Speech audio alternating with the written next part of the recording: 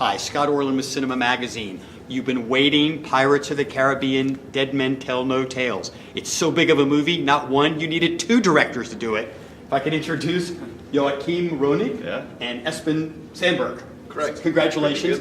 So talk a little bit about, I mean, obviously you have a history of 4 other movies being made. What were you looking to try and expand the story to give audiences something new and different? Well, we watched all the movies again that we really love, of course, and we especially wanted to make sure that we had the right formula, and we studied the first one, which is just amazing, because it has a unique mix of spectacle and humor and horror and heart. So we wanted to make sure we had all those ingredients, and then we also wanted to explore the characters even more, even Jack Sparrow. So we have a really cool backstory about how Jack became Jack the Sparrow. Let me ask you about that. When you see it, I don't want to give too much away, but you have the privilege of having a youthful Johnny Depp. How interesting to have these tools at your disposal, because you're having to create giant ships, you're having to create big storms and all this other kind of stuff, to be able to bring Johnny back 30 years.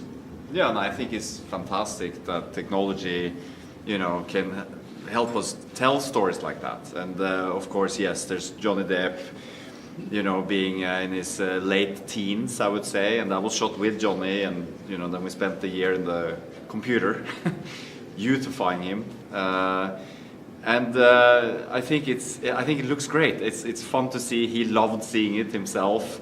It must be a little trippy, I think, for him to do it, but it was great. And also, again, talking about character and what we can do with CG and with the help of the computers, like the character of Captain Salazar also was a big process, long process of getting there.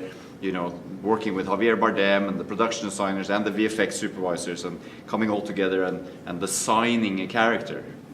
And talk a little bit about the mythology of pirates. Why are we so fascinated by people who do bad things? If you look at it historically, you think, oh, pirates were bad people, and yet there's a romantic element to these characters, and you explore that a little bit in the movie.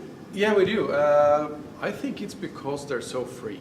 It's a pretty unfiltered life, and they can do pretty crazy things without really any consequence. And I think we love that. And of course, they go to exotic locations and experience these amazing adventures. So that's a big part of the appeal, definitely. And just a last quick question for you. I mean, you guys grew up in Norway.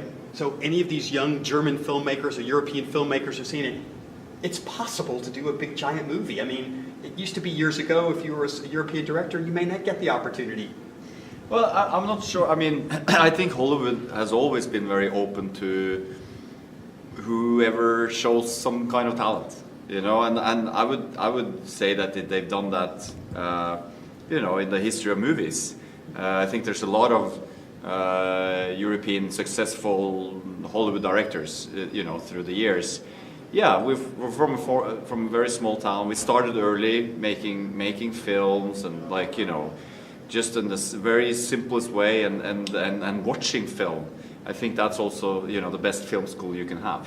Well, thank you for letting us watch this film. Thank you so much. That's been really appreciated. This is Scott Orlin. Until next time.